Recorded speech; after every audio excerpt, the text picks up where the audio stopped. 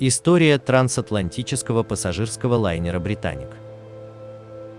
Трансатлантический пассажирский лайнер «Британик» был третьим и последним судном класса «Олимпик», заказанное компанией White Star Line судостроительной компании Harland & Wolff. Первоначально строилась под именем «Гигантик», впоследствии переименовали и эксплуатировался в качестве госпитального судна.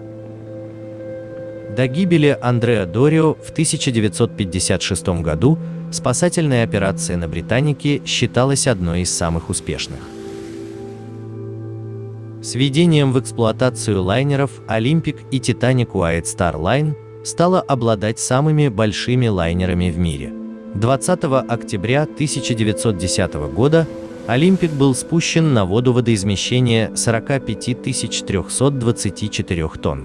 В дальнейшем «Титаник» присоединился к своему собрату по флотилии White Star Line.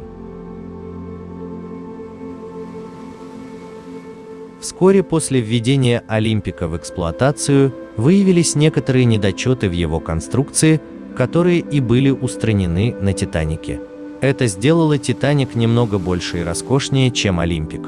И когда началось строительство третьего и последнего судна класса «Олимпик», оно должно было объединить в себе все достоинства своих предшественников и не иметь их недостатков. Но самые обширные изменения к проекту нового судна ждали его в будущем. 14 апреля 1912 года «Титаник» столкнулся с айсбергом во время первого плавания и затонул всего за 2 часа 40 минут. Погибли более чем 1500 человек. Мир был потрясен. Оказалось, что правила безопасности для судов безнадежно устарели и требуют немедленных изменений. «Олимпик» был срочно отослан в Белфаст для изменений в его проекте и установки дополнительных спасательных шлюпок.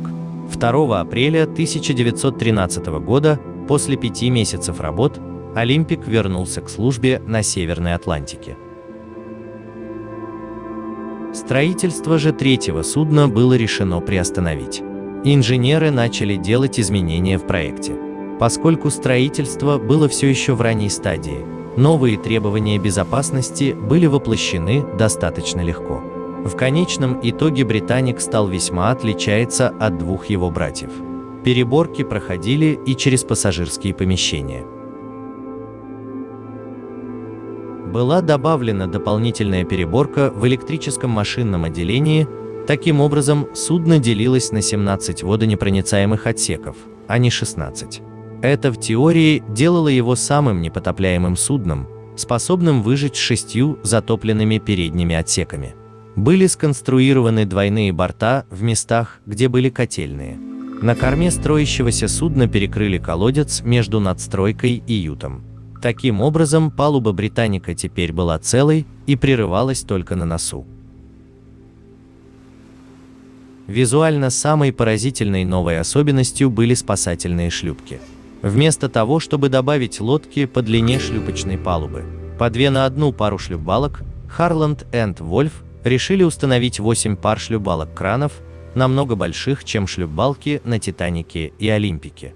Каждая была способна держать до 6 шлюпок, и всего позволили бы «Британику» нести 48 спасательных шлюпок, из которых 2 будут оснащены собственными двигателями и телеграфом. Выглядело это менее эстетично, но на деле это было, как показала практика 21 ноября 1916 года, довольно эффективно. Спасательные шлюпки были также установлены на корме судна друг над другом. В качестве меры предосторожности была добавлена и пневматическая почта от мостика до радиорубки. Работа над «Британиком» продолжалась в течение 1912 года, но медленнее, чем ожидалось. Спуск был отсрочен несколько раз, и только 26 февраля 1914 года «Британик» был спущен на воду. В соответствии с традицией White Star Line, никакой церемонии разбивания бутылки шампанского о борт корабля не было. В течение следующих 6 месяцев «Британик» медленно начал обретать форму самого большого и роскошного океанского лайнера Великобритании. Но работа шла медленно, так как Харланд и Вольф имели финансовые проблемы. И в августе 1914 года случилось то, что изменило судьбу «Британика».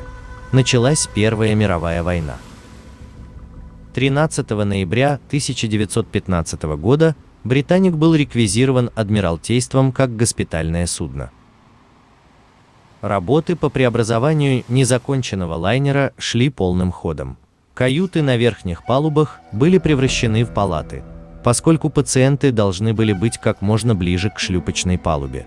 Обеденный зал и гостиная пассажиров первого класса были переоборудованы в операционные и главную палату из-за их центральных местоположений. Хирурги, доктора и медсестры жили бы в каютах на палубе, чтобы они были все время близко к пациентам.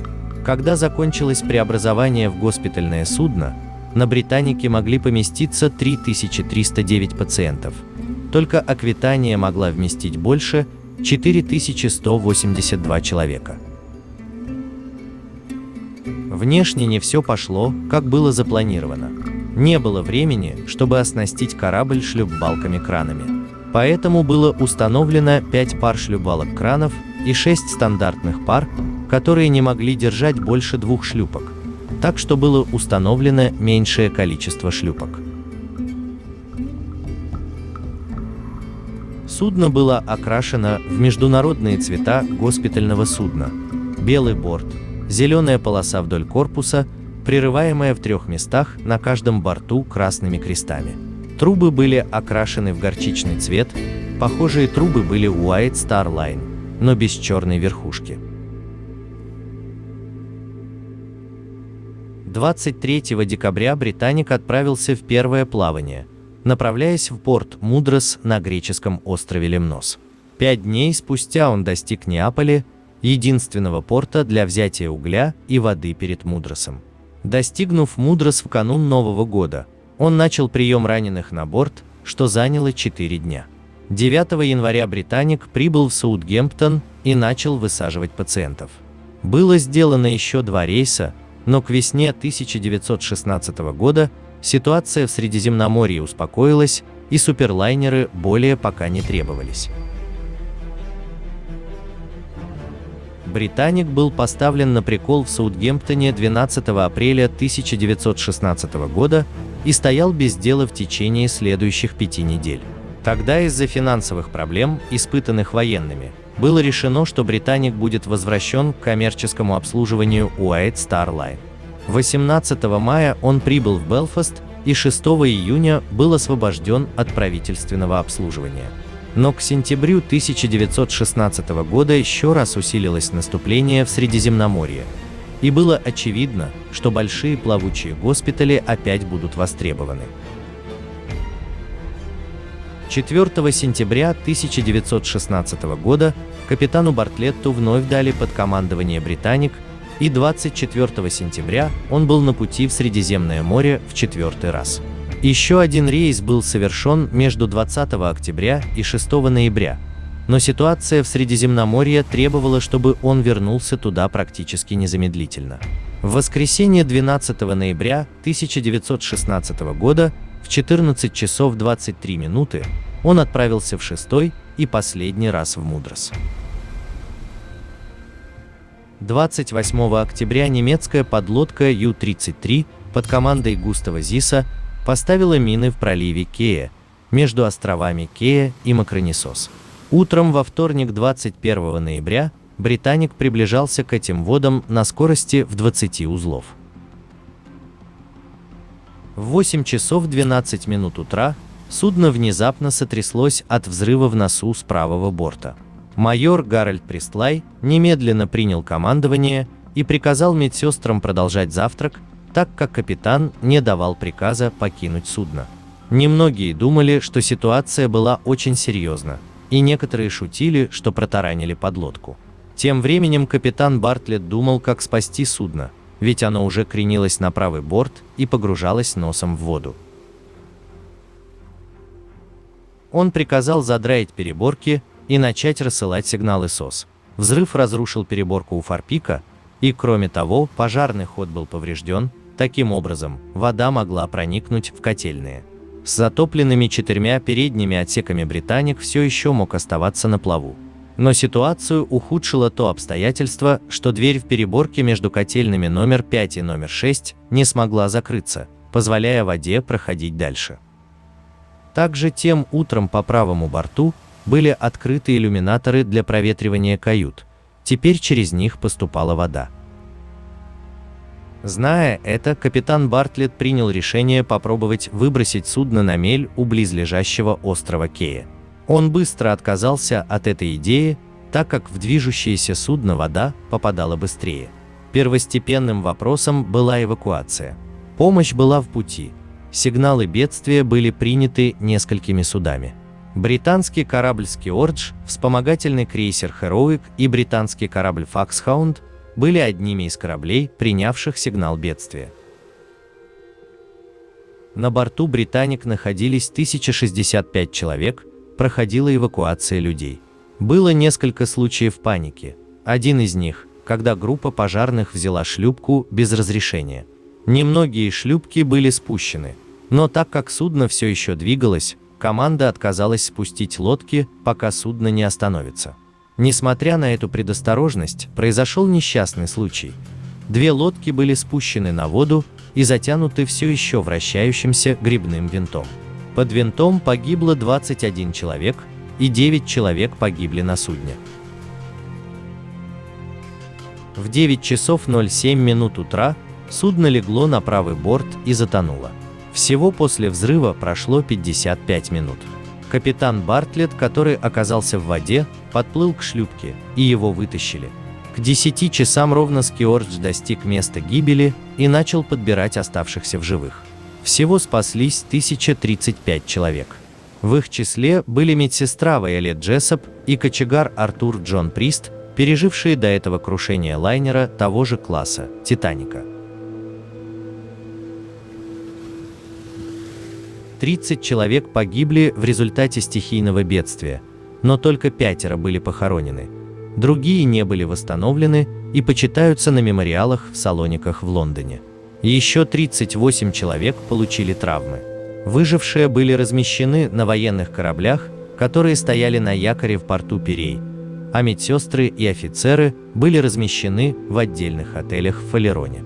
Выживших отправили домой, и лишь немногие прибыли в Соединенное Королевство до Рождества. Жак-Ив Кусто в сотрудничестве с историческим музеем «Титаника» он 3 декабря 1975 года нашел место, где лежит «Британик», но не там, где его отмечало Адмиралтейство.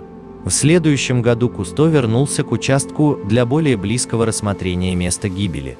Но, используя довольно плохое оборудование того времени, Кусто не смог получить ясной картины.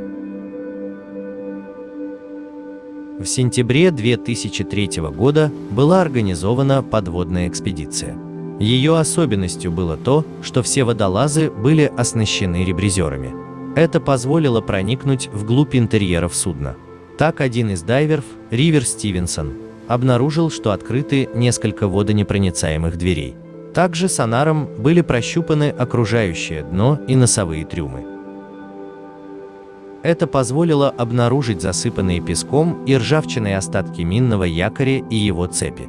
Это открытие позволило подтвердить версию о том, что «Британик» затонул от столкновения с морской миной. Это же позволило подтвердить записи немецкой подводной лодки Ю-33, наблюдавшей за кораблекрушением. Крушение корабля было показано в телевизионном фильме 2000 года под названием «Британик», в котором участвовали Эдвард Атертон, Аманда Райан, Жаклин Биссет и Джон Рис Дэвис. Фильм был вымышленным рассказом о том, как немецкий агент подрывал корабль, потому что «Британик» тайно перевозил боеприпасы.